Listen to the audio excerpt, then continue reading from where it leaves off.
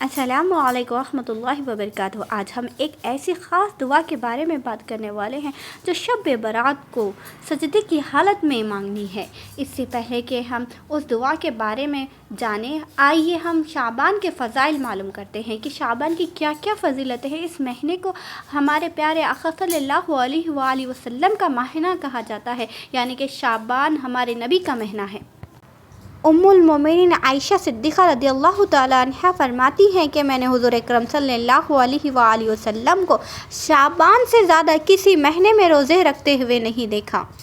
اور یہی نہیں بلکہ حضرت انس بیان کرتے ہیں، نبی کریم صلی اللہ علیہ وآلہ وسلم سے سوال کیا گیا، سب سے زیادہ افضل روزے کون سے ماہ کے ہیں، یعنی کہ کون سے ماہ میں افضل ہوتا ہے نفل روزے رکھنا؟ میرے نبی نے فرمایا شعبان میں۔ آپ صلی اللہ علیہ وآلہ وسلم نے فرمایا، جو شخص ماہ شعبان میں 3 روزے رکھتا ہے اور پھر مجھ پر صلاۃ و سلام پڑھتا ہے تو اللہ عز و جل اس کے تمام گزشتہ گناہ معاف فرماتا ہے اور اس کے لیے رزق میں برکت فرماتا ہے۔ سبحان اللہ۔ اور ایک حدیث میں آتا ہے کہ حضور اکرم صلی اللہ علیہ وآلہ وسلم نے فرمایا، مجھے جبرائیل نے خبر دی، ماہ شعبان میں اللہ تعالیٰ رحمت کے 300 دروازے کھول دیتا ہے۔ سبحان اللہ، کتنے 300 دروازے، سبحان اللہ۔ اور شعبان کے روزوں کی فضیلت کی تو کیا ہی کہنے کہ میرے پیارے آقا صلی اللہ علیہ وآلہ وسلم نے ارشاد فرمایا، جو کوئی شعبان کی 15ویں تاریخ کو روزہ رکھے گا اسے جہنم کی آگ نہ جلائے گی۔ سبحان اللہ۔ اور یہی نہیں، نیز ارشاد فرمایا، جس شخص نے ماہ شعبان میں 1 روزہ رکھا اس کو میری شفاعت حاصل ہو گئی۔ ایک اور حدیث شریف میں ہے، جو شخص ماہ شعبان کے 3 روزے رکھتا ہے اور پھر مجھ پر درود و سلام پڑھتا ہے تو اللہ پاک اس کے سابقہ گناہ معاف فرما دیتا ہے، یعنی کہ پچھلے سارے گناہوں کو معاف فرما دیتا ہے اور اس کے رزق میں خوشخوابی عطا فرماتا ہے۔ اب ہم بات کرتے ہیں شب برات میں پڑھی جانے والی دعاؤں کے بارے میں۔ شب برات میں حضور اکرم صلی اللہ علیہ وآلہ وسلم نے سجدے کی حالت میں جو دعائیں مانگی وہ یہ ہیں۔ میں آپ کو سمجھنے کے لیے ایک ایک حرف آہستہ آہستہ ادا کر کے بتاؤں گی۔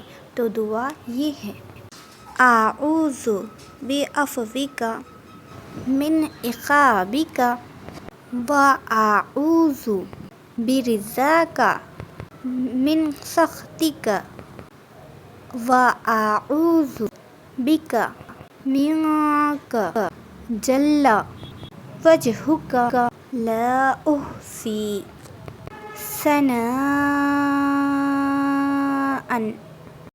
علیک انت کما اثنیت علی نفسک۔ اغفر وجہی فی التوبۃ للسیدی وحق لہ ان یسجد۔ اس دعا کا ترجمہ یہ ہوگا، میں تیری عفو درگزر کے ساتھ تیری سزا سے اور تیری رضا کے ساتھ تیری ناراضگی سے اور تیرے غضب سے تیری پناہ مانگتا ہوں یا پھر مانگتی ہوں۔ میں تیری ویسی تعریف نہیں کر سکتا یا کر سکتی جیسی تو نے خود اپنی تعریف کی ہے۔ میں اپنا چہرہ خاک آلودہ کرتا ہوں یا کرتی ہوں اپنے آقا کے لیے، اور سجدہ اسی کے لیے حق ہے بے شک۔ سبحان اللہ۔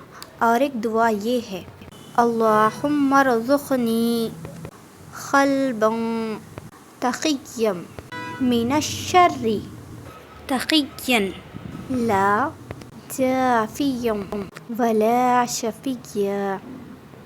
ترجمہ، میں آپ کو دعا کا ترجمہ اس لیے بتا رہی ہوں تاکہ جب ہم دعا کریں تو پوری توجہ کے ساتھ اور اس احساس کے ساتھ دعا کریں کہ ہم کیا پڑھ رہے ہیں، کیا مانگ رہے ہیں اور کیا خدا سے کہہ رہے ہیں۔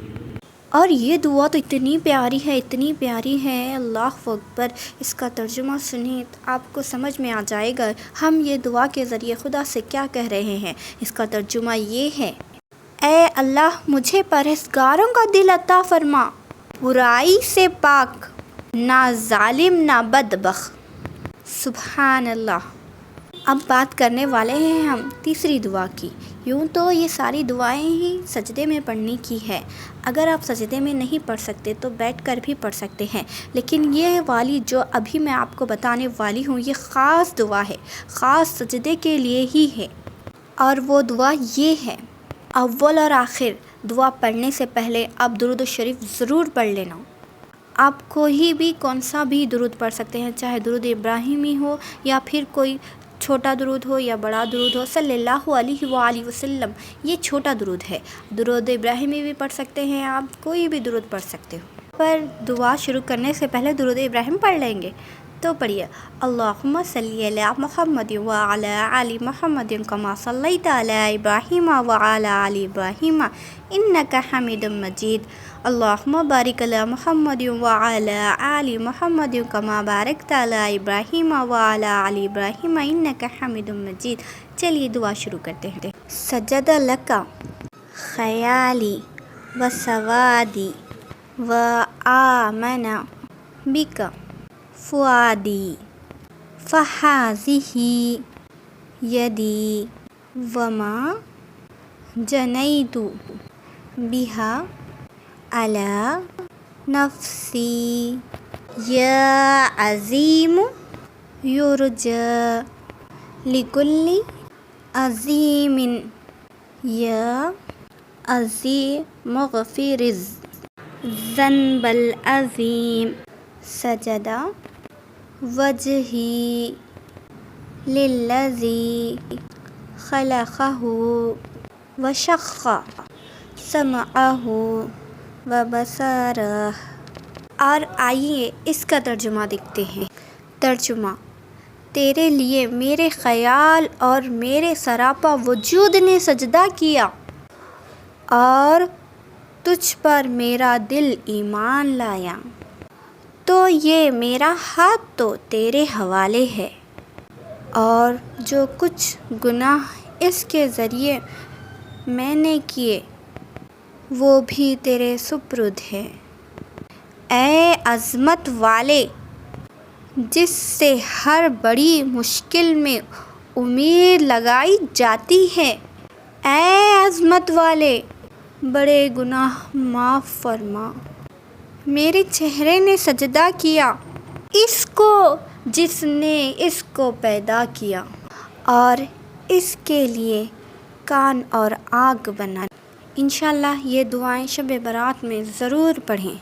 عزیز سامعین گرامی، اگر آپ یہ دعائیں سجدے میں نہیں پڑھ سکتے تو کوئی بات نہیں، آپ یہ دعاؤں کو بیٹھ کر بھی پڑھ سکتے ہیں۔ بس اتنا یاد رکھیں کہ دعا کے شروع میں بھی درود شریف پڑھنا ہے اور دعا کے آخر میں بھی درود شریف، آخر اور اول دونوں بھی درود شریف پڑھنا ہے اس خاص دعاؤں میں۔ اگر آپ ایک مرتبہ بھی پڑھیں گے تو چلے گا، اگر آپ ایک مرتبہ سے زیادہ پڑھنا چاہتے ہیں تو بھی پڑھ سکتے ہیں۔ اور اس سے پہلے ہم نے دعا نمبر 1، دعا نمبر 2 جو پڑھی ہے نا، اس سے پہلے بھی درود شریف لازمی ہے۔ درود شریف پڑھنے سے دعا جلدی قبول ہو جاتی ہے۔ پتہ نہیں کوئی عبادت قبول ہو یا نہ ہو، لیکن درود ایک ایسی عبادت ہے جو پڑھتے ہی